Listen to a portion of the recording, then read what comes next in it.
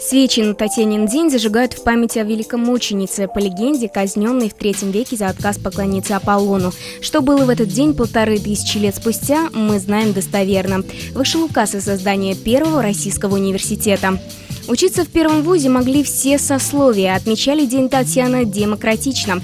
В XIX веке в ресторане Люсьена Оливье собирались вместе и профессора, и студенты. Жандармы в этот день студентов не трогали, наоборот, старались предложить свою помощь. Татьянин день – это замечательный день, который обязательно должен праздновать каждый студент, но, к сожалению, на протяжении 3 лет я уезжала домой в Уфу, и там без одногруппников уже не такая атмосфера, чтобы праздновать этот праздник. Ну, это же студенческий праздник. Да. Ну, может быть, одногруппников поздравлять, если настроение было хорошее. Я училась в университете культуры, и там перед входом в университет те, кто отвечает за социально-культурную деятельность, всегда устраивали такие массовые мероприятия, небольшие зимние игры. Всегда это было очень весело. Всех Татьян поздравляем. С твоим днем, Татьяна, как второй день рождения. Но так, чтобы именно мы собирались к Татьянам и праздновали Татьянин день, такого нет. Знакомьтесь, Татьяна. Студентка изучает иностранные языки, играет на фортепиано и успевает совмещать свое хобби с работой.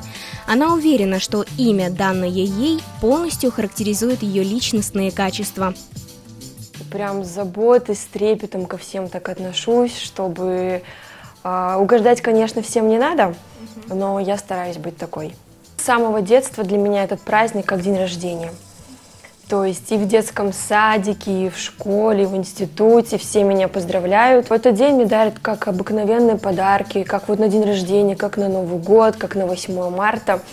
Но есть у меня одна особенность, я очень люблю ангелочков. Я не знаю, с чем это связано, может быть, как-то немного с моим внутренним миром, отношением к людям.